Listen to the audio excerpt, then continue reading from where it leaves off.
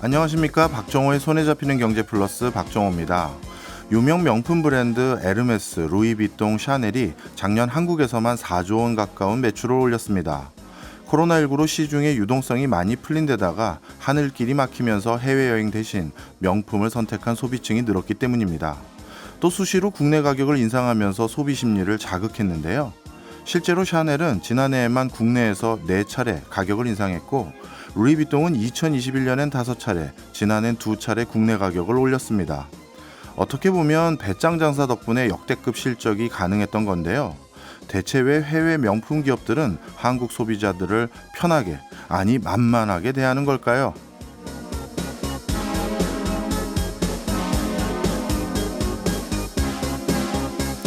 경제학에서는 이런 상황을 가격차별 전략이라고 설명합니다.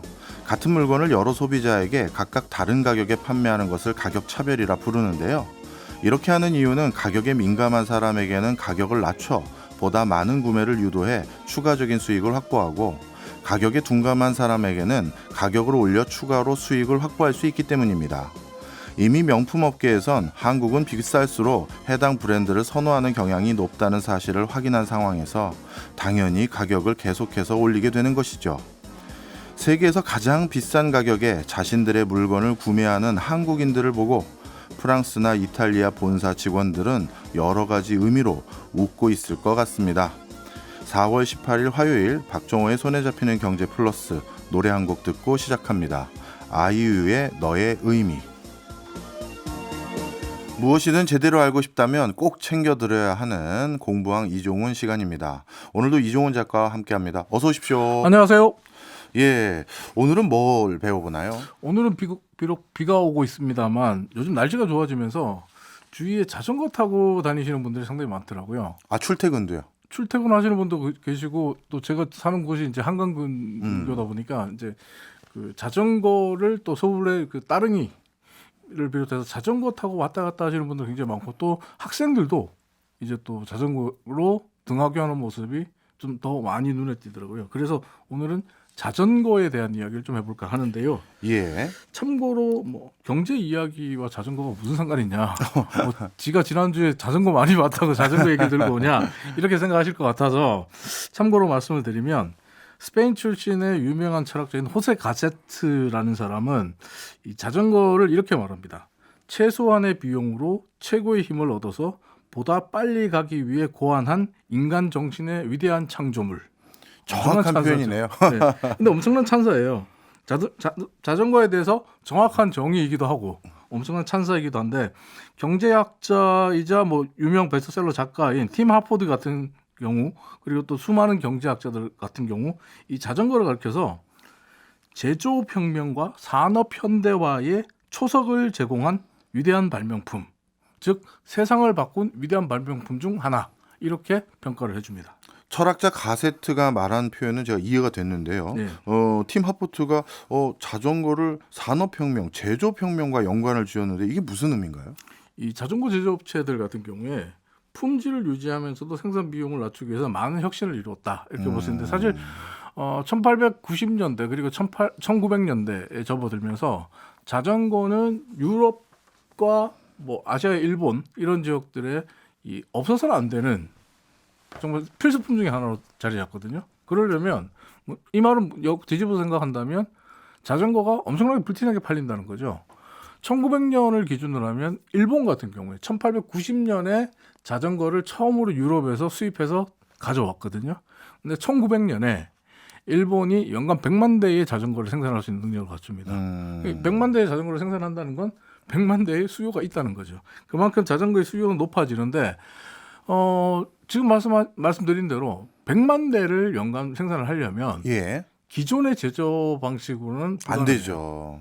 손으로 이렇게 자전거 숙련공이 자전거를 조립하고 만들고 이걸로는 불가능하거든요. 그게 무슨 말이냐면, 자전거에 들어가는 휠이라든지 뭐 자전거 본체 이런 것들, 철판, 강판들은 기계로 찍어내기 시작해야 됐어요.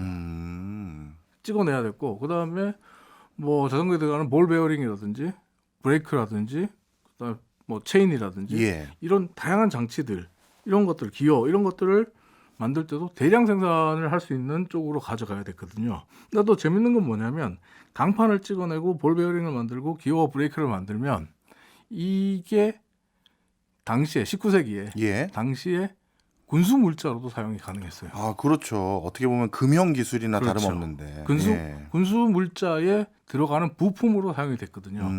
이게 또 군수 물자를 제조하는 입장에서 본다면 군수품은 예전에는 하나씩 소량으로 만들어야 되는데 비용이 너무 비쌌는데 자전거가 등장하면서 군의 입장에서 본다면 자전거는 정밀하고 복잡한 부품들을 대량으로 생산할 수 있는 다리를 만들어준 정말 고마운 존재였던 거예요.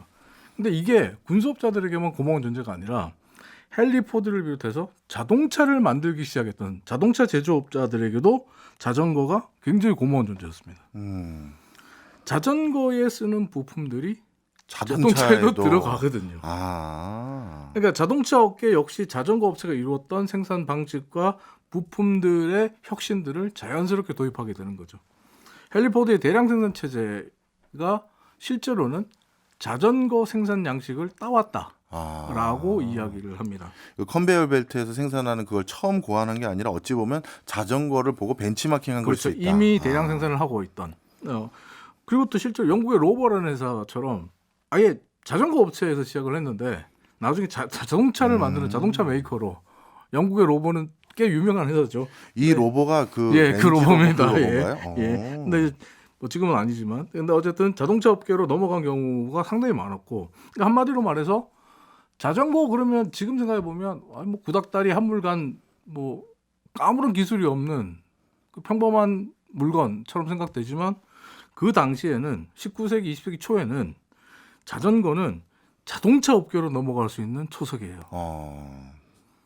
그래서 굉장히 어떻게 보면 정밀한 과학의 집대성이라고 볼 수 있는 건데 이처럼 자전거 제작이 자동차 업계로 자동차 제작으로 자연스럽게 넘어갔고 지금 우리가 살고 있는 자동차의 시대를 어쩌면 자전거가 열어준 거거든요. 그럼 갑자기 궁금합니다. 네. 정작 자전거는 언제 처음 누가 발명한 건가요? 자전거가 처음 세상에 등장한 건 1791년이라고 알려져 있습니다. 프랑스의 귀족이었던 시브락이라는 귀족이 셀레리 페르라는 이 나무로 만든 기계를 만들었는데 예. 나무로 사실은 바퀴 2개를 만들었어요. 바퀴 2개를 만들고 연결해가지고 그 위에 안장을 얹었거든요. 근데 이 당시에는 이제 페달도 없고 뭐 손잡이도 없었기 때문에 그럼 발로 끄는 거예요? 네. 그러니까 한마디로 쉽게 생각하면 어른이 앉아서 발로 차고 가는 킥보드. 전동 킥보드 아닙니다. 발로 차야 되는 킥보드 같은 그런 느낌이었고 발로 땅을 구르면서 앞으로 움직이고 방향을 바꾸려면 기계를 이제 세우고 예. 다시 들어가지고 반대쪽으로 돌려가지고 또 발로 땅을 구르면서 가는 뭐 굉장히 원시적인 기계의 형태였죠. 근데 1817년에 독일의 귀족이었던 드라이스가 이 시브락이 만든 셀러리 페르를 보고 저거를 좀 그 방향 전환을 할 수 있게 해주면 좋겠다라고 생각을 해서 핸들을 만듭니다. 예. 핸들을 붙이고 운전할 수 있는 달리는 기계라는 이름을 따서 드라이지네라고 불렀거든요. 근데 드라이지네라고 불렀는데 이게 뭐 최초의 자전거와 마찬가지로 나무로 만들었는데 나무 바퀴 2개 그리고 연결 나무 그리고 안장 핸들 이렇게 하는데 이 무게가 22kg였대요. 나무로 만들었는데 생각보다 무겁네요. 굉장히 컸다는 거죠. 굉장히 컸다는 건데 근데 문제는 이것 역시 방향은 바꿀 수 있는데 예. 발로 땅을 굴려서 발로 땅을 차서 움직이는 구조를 갖고 있었기 때문에 뭐 현대 개념의 자전거와는 좀 거리가 멀죠. 그러면 정작 페달이 붙은 자전거는 언제 등장했나요? 페달은 이제 1839년. 그러니까 자전거가 처음 등장한 게 1791년이고 예. 자전거에 핸들 하나 올라가는데 1817년. 예. 그리고 페달이 등장한 게 1839년. 꽤 많은 시간을 거쳐서 그 페달까지 됩니다. 장착하는데 50년 걸렸네요. 네. 와. 꽤 많은 시간이 걸립니다.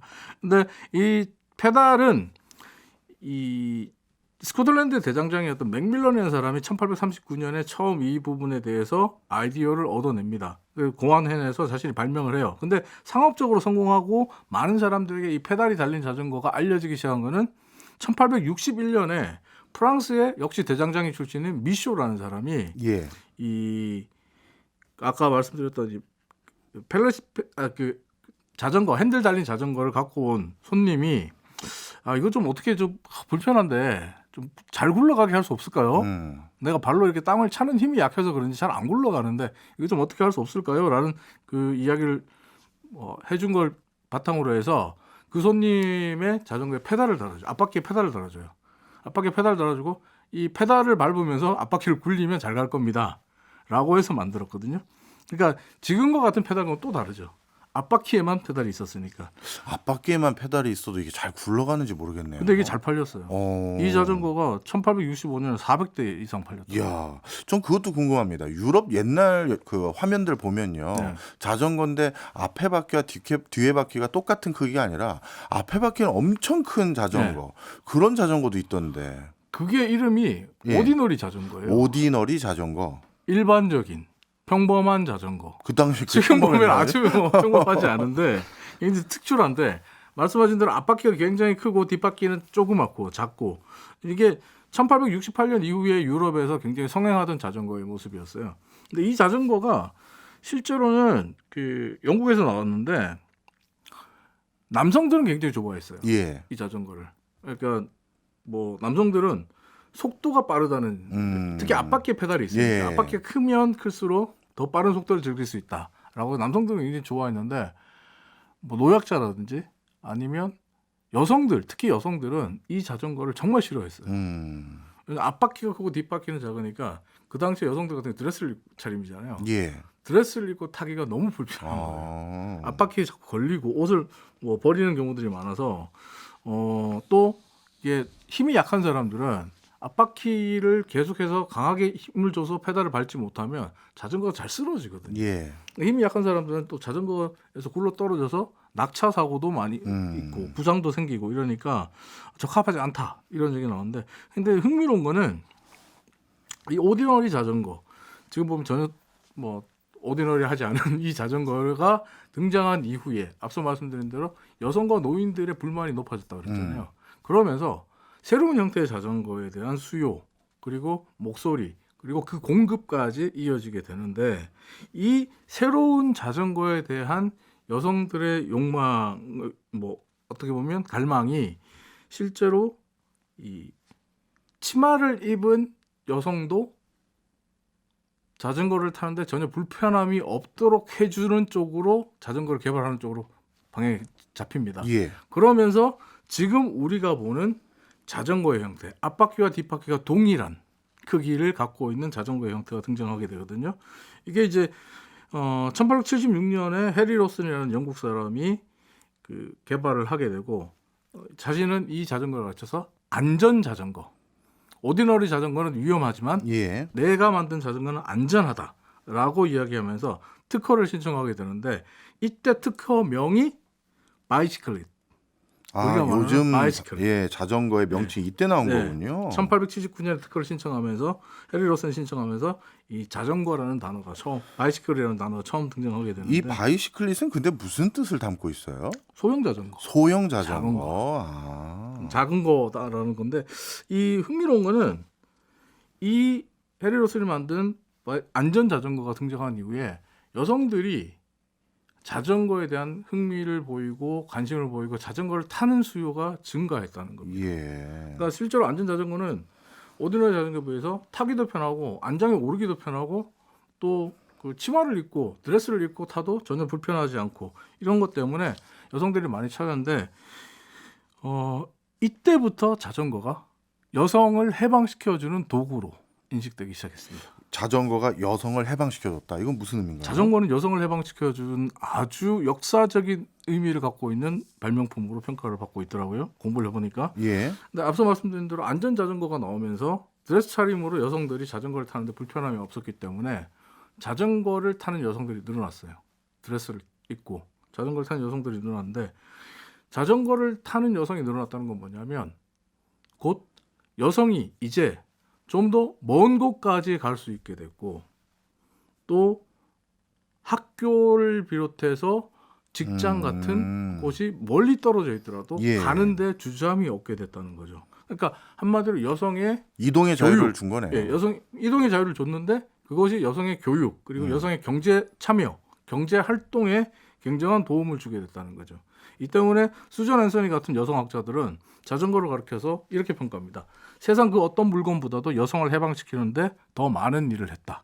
그리고 19세기 말 20세기 초에 이 드레스를 입고 안전 자전거를 타는 것이 불편했던 여성들이 바지를 입고 자전거를 타기 시작했어요. 그럼 여성들이 바지를 입는 문화도 거의 자전거, 자전거가 좀 안전 독려했다고 자전거가. 봐도 예. 되겠네요. 그런 상황이었고 그러다 보니까 유전학자로 유명한 스티브 존스라는 사람은 이렇게 표현합니다. 우리는 자전거를 통해서 인접 지역 밖에 있는 사람들을 만나서 사귈 수 있게 됐고 또 결혼까지 할 수 있게 됐다. 이 모든 일들을 수월하게 만들어준 것은 모두 자전거가 있었기 때문이다. 이 때문에 이제 스티브 존스 같은 경우에 자전거를 가리켜서 자전거의 발명은 근대 인류 진화 역사의 가장 중요한 사건이자 한 획을 긋는 빠질 수 없는 사건이다 라고 얘기합니다. 자전거가 철학에서부터 경제활동 그리고 인류 진화의 역사의 한 획을 긋는 위대한 발명품이라는 내용들이 이번 공부를 통해서 많이 등장하더라고요. 그렇네요. 사실 운송수단 하나가 가져다주는 의미가 단순히 그냥 새로운 편의시설 생겼느냐가 아니라 얼마나 멀리 이동할 수 있는지 이동의 자유를 준 건데 네. 그게 자전거부터 시작됐다라는 생각은 저도 못했는데 이번에 제대로 알게 된 그리고 것 같습니다. 가세트가 얘기한 대로 실제로 자전거는 에너지 효율이 가장 좋아요. 그리고 친환경이에요. 예. 그렇기 때문에 내연기관을 다루고 있는 자동차는 자전거를 모티브로 해서 발전하기 시작했던 자동차는 내연기관 자동차는 이제 사라질 운명에 처해 있지만 자전거는 앞으로도 우리와 함께 계속 세상을 살아갈 수 있는 물건으로 평가를 받고 있습니다. 근데 이제 유럽에서는 자전거를 일상생활에서 이동수단으로 많이 사용을 하는데 네. 그래서 역 근처에 보면 자전거 주차 부스가 꽉꽉 차 있잖아요. 네. 근데 우리나라는 운송수단으로 사용하기보다는 건강과 레저 수단으로 자전거를 더 사용하는 것 같은데요. 따릉이 같은 정책들이 좀 더 활성화돼야 돼요. 그렇게 공유 자전거를 바탕으로 한 그런 것들요. 그리고 요즘은 또 전기 자전거도 좀 보급이 많이 되던데. 그렇습니다. 그것도 자전거 보급에 좀 기여를 하는 걸까요? 아니면 오히려 저해를 하는 요소일까요? 아무래도 편하게 탈 수 있기 때문에 기여한다라는 측면으로 봐야겠죠. 네, 생각해 보니까 지금 자전거 역사를 쭉 보니 편리한 자전거 보급에 기여했으니 전기 자전거도 그러겠네요. 예, 지금까지 이종훈 작가였습니다. 오늘도 흥미진진한 얘기 고맙습니다. 감사합니다. 저희는 광고 듣고 2부로 돌아오겠습니다. 키워드로 세상 보는 눈을 키워보는 키워드 경제 시간입니다. 오늘 키워드는 인사이트 연구소의 김아람 팀장님이 가지고 오셨습니다. 어서 오세요. 안녕하십니까. 처음 인사드립니다. 네, 반갑습니다. 예, 오늘은 어떤 키워드로 먼저 시작해 보실 건가요? 오늘은 목적 기반 차량이라고 하는 좀 생소할 수 있는 키워드를 가지고 와봤습니다. 차량이니까 이것도 흔히 말해서 요즘 모빌리티인 거네요. 네, 맞습니다. 모빌리티의 범위가 엄청 넓기는 하지만 그 중에서도 이동수단의 개념으로 등장한 목적 기반 차량 이야기를 좀 들려드리려고요. 예, 요즘은 자동차 업계가 너무 따라가기 힘듭니다. 네, 맞습니다. 목적 기반 차량, 이 개념부터 먼저 살펴봐야겠는데요. 뭘까요? 네, 목적 기반 차량은 영어로 Purpose Built Vehicle이라고 해서 PBV라고도 부르고 있는데요.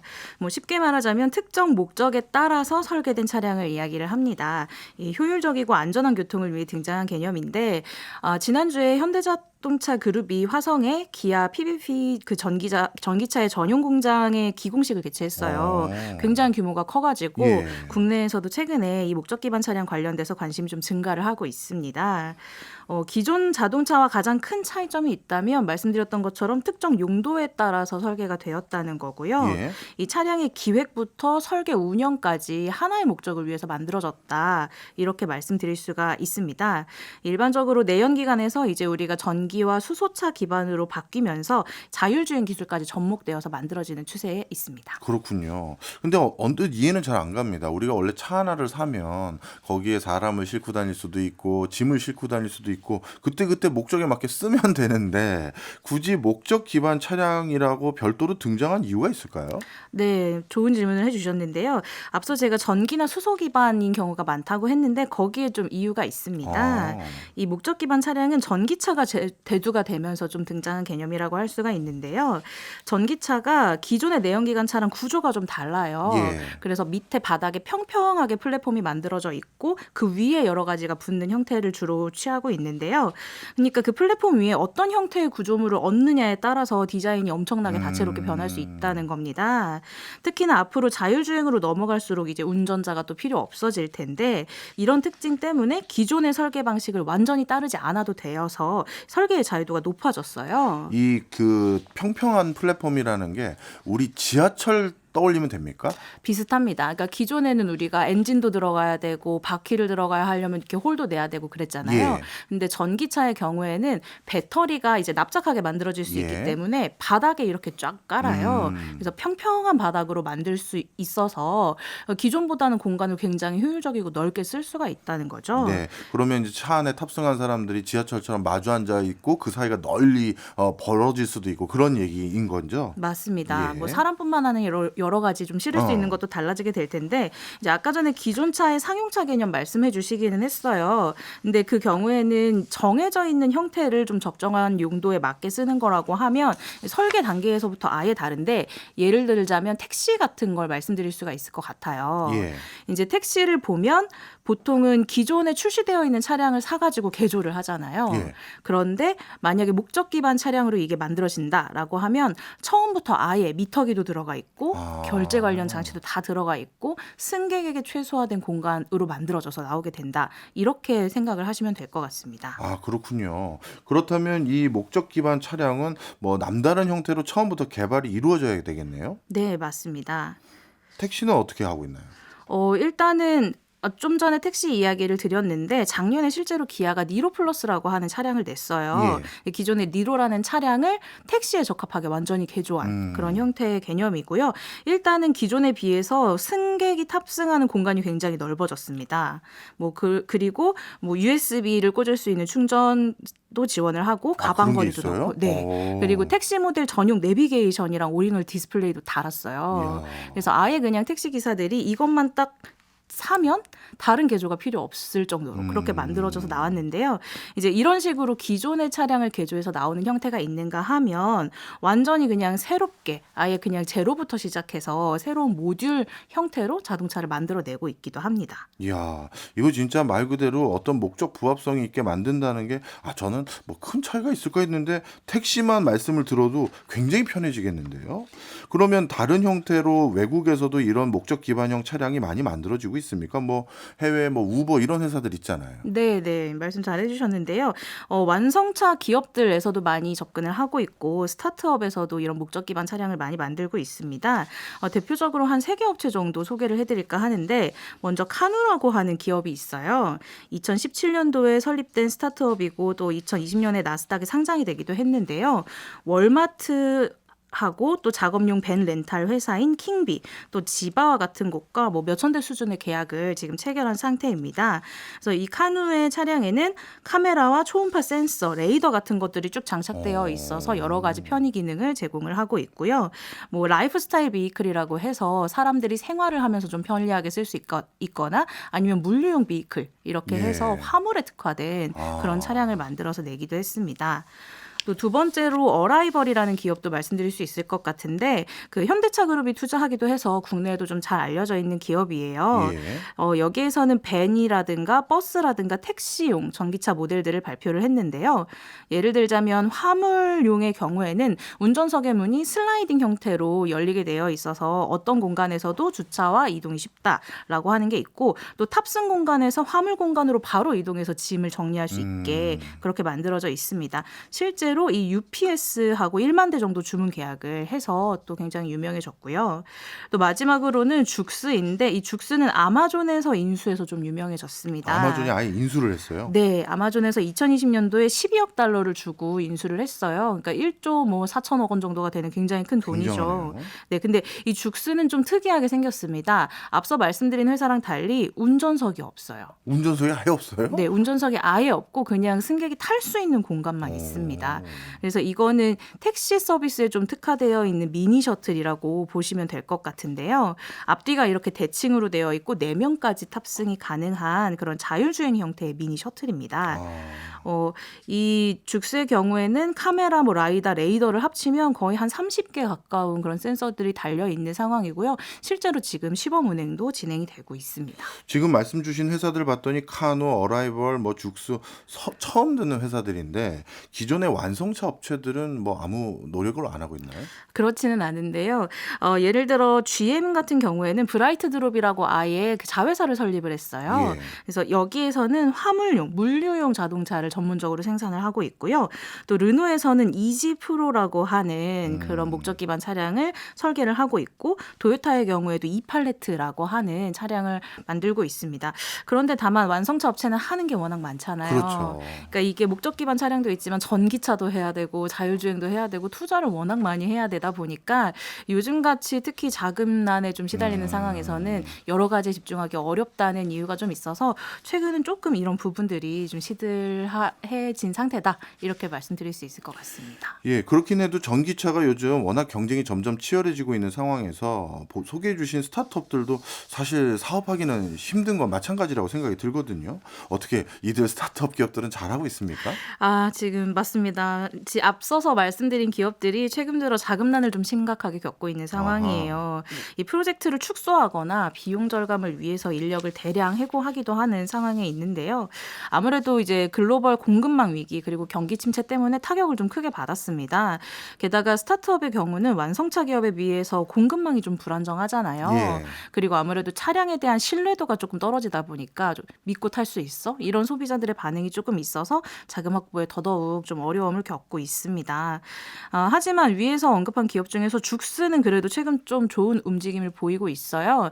올해 열렸던 CES에도 그 무인 로보택시 죽스를 실제로 전시를 하기도 했고, 지금 직원들 대상이기는 하지만 한 1.6km 정도 되는 거리를 왕복하면서 직원들을 나르면서 이제 시범 운행을 진행을 하고 있습니다.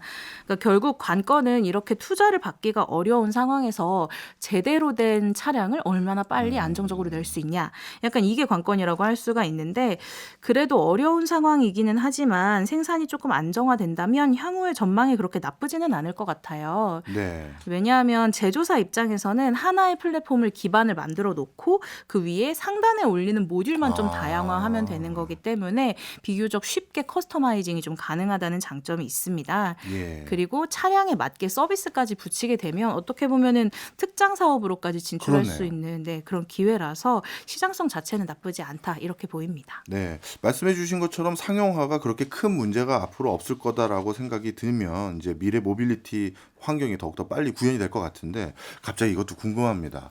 예전에 저 한참 이 모빌리티 관련한 프로젝트 했었을 때 나르는 택시, 나르는 모빌리티 이런 것들 많이 얘기 있었었는데 그건 어떻게 돼가고 있습니까?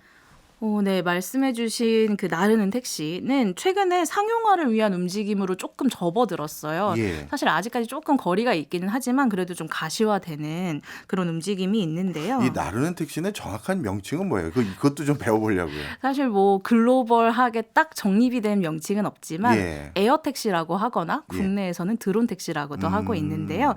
이제 택시라고 하는 건 어떻게 보면 서비스의 개념이기는 한데 비행기 자체가 아니라 이거는 비행기를 타고 이동하는 그 과정 전체를 좀 중요하게 보고 있거든요. 그래서 그런 측면에서 우리가 도심 항공 모빌리티, 영어로는 UAM이라고 많이 부르고 있습니다. 예. 네네.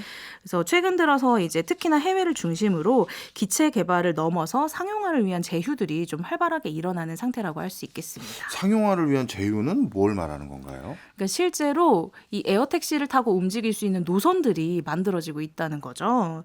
예를 들자면 그 미국에 있는 유나이티드 항공하고요. 전기 수직 이착륙기, 그러니까 위아래로 뜨고 내릴 수 있는 그런 기체를 개발하는 아처 에비에이션이라고 하는 스타트업이 있는데요. 이 두 회사가 협업을 해서 노선을 하나 발표를 했어요. 이 뉴욕시하고 뉴워크 공항까지를 잇는 이 에어택시 노선인데요. 이렇게 에어택시의 노선을 확정해서 발표한 게 이게 세계 최초 사례거든요. 조금 더 들여다보자면 이 비행기에는 승객 4명하고 조종사 1명까지 탑승이 가능하고요. 실제로 이 노선이 대중교통을 타면 한 50분, 1시간 정도가 걸리는 거리라고 해요. 예. 또 자동차를 타면 한 30분 정도 걸리는데 이 에어택시를 타면 10분 만에 이 거리를 갈 수 있다고 합니다. 그래서 이용 요금의 경우에는 아직은 정해지지는 않았는데요. 업체에서는 우버 블랙이랑 좀 비슷한 수준 될 거다 이렇게 얘기를 했어요. 이 우버 블랙이 조금 프리미엄급 택시 서비스잖아요. 근데 실제 우버 블랙의 경우에는 이 노선 이동을 하는데 한 18만 원 정도 수준이라고 합니다. 예, 우버 블랙이랑 비슷한 금액이라면 이거 타볼만 할 것 같긴 한데요. 금액적으로는요. 이제 제일 걱정은 뭐든지 신제품은 제일 먼저 사지 말라라는 격언이 있지 않습니까? 이 에어택시 이게 안전은 할까요? 맞아요. 많은 분들이 그것 때문에 가장 큰 걱정을 지금 하고 계신 상황인데 이 기체가 국가별 항공청에 인증이 되어 있는지 여부를 좀 확인을 해야 될 것 같아요. 네, 에어택시 스타트업 중 하나인 조비에이션이 그 올해 2월 달에 미국에서 2단계 인증까지 완료를 일단 했습니다. 예. 총 4단계 인증까지가 진행이 되어야 하는데 2단계까지가 완료가 되었고 3단계 인증 계획도 상당한 진전이 좀 이루어진 상태라고 해요. 그러니까 이런 식으로 안전성에 대해서는 계속 검증이 좀 이루어지고 있고요. 독일에 있는 볼로콥터라는 업체는 최근에 공장을 오픈했는데 이 공장 자체가 유럽연합 항공안전국에서 에어택시 생산 시설로 써도 된다. 이렇게 승인을 해준 그런 시설입니다. 해외에서는 정말 발빠르게 승인까지 해주면서 이제 상용이 이제 가시화돼 가고 있는 것 같은데 정작 우리나라는 어떤 순서를 밟고 있는지 궁금합니다. 사실 우리나라는 조금 이들보다는 속도가 느리다라고 말씀을 드릴 수가 있을 것 같은데요. 아무래도 정부 주도로 이런 사업들이 이루어지고 있어요. 우리나라에서 KUAM이라는 이름으로 한국형 도심 항공 교통을 만들겠다. 예. 이제 이런 작업들을 하고 있고 현재 실증 사업인 KUAM 그랜드 챌린지를 앞두고 있는데요. 이 2025년에 상용화를 하겠다라는 목표로 지금 실험이 이루어지고 있는 상황이에요. 일단은 오늘 8월부터 시작입니다. 오는 8월이면 이제 얼마 안 남았네요. 네, 몇 달 남지 않았는데요. 전남 고흥에서 이 실증 사업이 시작을 하게 되고요. 아, 지금 당장 서울에서 8월부터 시작하는 게 아니라 네네. 고흥에서 실증부터 하는 거군요. 맞습니다. 고흥에서 준도심 실증 사업이라는 개념으로 아주 도심은 아니지만 그래도 비슷한 환경에서의 실증을 하겠다라는 목표로 진행이 될 예정이고 1단계를 통과한 컨소시엄을 대상으로 나중에 이제 2단계 사업을 진행하게 되고요. 현재 뭐 통신 3사가 다 이제 각자 컨소시엄을 꾸려서 들어가 있는 형태고 롯데그룹 같은 경우에도 9개 계열사가 다 같이 힘을 모아가지고 컨소시엄에 참여하고 있는 그런 상황입니다. 우리나라를 대표하는 현대자동차라든가 이런 자동차 회사들은 참여 안 하나요? 지금 여기에 들어가 있어요. 현대자동차는 KT랑 같이 하겠다 이렇게 얘기를 하고 있고 한화시스템의 경우도 SKT랑 같이 하겠다 이렇게 얘기를 했는데 사실 두 회사는 해외 법인도 설립을 해놨고 또 그래요? 해외에다가 기체를 제작하는 곳에 투자를 해놓은 상태여서 국내에서 기체를 굉장히 적극적으로 만들고 있지는 않아 보입니다. 그리고 한 가지 특이한 점이 있습니다. 현대자동차라든가 한화시스템 이런 데는 한 곳은 비행기, 한 곳은 자동차를 만드는 곳이니까 이런 사업에 참여할 것 같은데 컨소시엄을 보면 현대자동차랑 현대건설 그리고 롯데정보통신과 롯데건설, 건설회사 같은 회사들이 껴있는 이유는 뭐예요? 이거는 공항 때문이에요. 그러니까 이 에어택시가 뜨고 내리려면 그 기반이 되는 공항과 같은 개념이 필요하잖아요. 그걸 우리가 지금 버티포트라고 부르고 있는데 예. 버티포트가 그냥 뭐 헬리콥터 이착륙장처럼 땅만 있으면 되는 개념은 아니고 그걸 위해서 여러 가지 안전 시설이라든가 부대 시설들이 들어가게 되거든요. 그러니까 말하자면 좀 공항 개념으로 더 발전시켜서 상업 시설을 하겠다 이런 의도랑도 맞물려 있는 거라고 보시면 됩니다. 그렇군요. 그러면 최근 뭐 서울이나 수도권 지역에서 뭐 준비하고 있는 회사도 있을까요? 네, 이제 기체 기준으로 보면 순비라고 하는 업체가 국내에서는 적극적으로 임하고 있어요. 예. 인천시와 함께 최근에 1단계 시험 비행을 마쳤고요. 2025년에 인천항 중심으로 화물 운송하는 게 목표입니다. 우리나라도 2025년이니까 인천항 근처에선 위에 뭐가 날아다니겠네요. 그럴 수 있죠. 네. 그런데 해외 업체보다는 좀 뒤져져 있다고 해서 전 걱정이 많습니다. 예. 네, 아무래도 이제 대기업이 기체 개발에 투자하고 있다고는 하지만 국내 비행체 개발이 조금 아쉬운 수준이고요. 하지만 우리나라가 국토가 크지는 않아도 도서산간 지역이 워낙 많잖아요. 그렇죠. 그래서 기존 육상교통으로 한계가 있기 때문에 UAM을 통해서 여러 복지 사각지대가 줄 수 있다는 측면에서 적극적으로 좀 볼 필요가 있어 보입니다. 아유, 알겠습니다. 오늘도 흥미진진한 얘기 정말 감사합니다. 지금까지 김아람 팀장이었습니다. 고맙습니다. 감사합니다. 달려 지금 듣고 계신 노래는 김조한과 이준이 피처링한 김진표의 샴푸의 요정입니다. 김진표는 참 좋은 래퍼였는데 자동차 레이서로도 유명하죠. 그래서 오늘 자동차, 자전거, 목적 기반 차량 배워서 한번 선곡해봤습니다. 숨겨진 명곡이니까 꼭 들어보시길 바라고요. 박정호의 손에 잡히는 경제 플러스는 내일 11시 5분에 다시 찾아오겠습니다. 고맙습니다. 항상 한손에는 보온 내 농분 홍색 코끼리 도시락 총 찰랑대는 경제 생활의 플러스가 되는 아주 경제적인 시간. 박정호의 손에 잡히는 경제 플러스.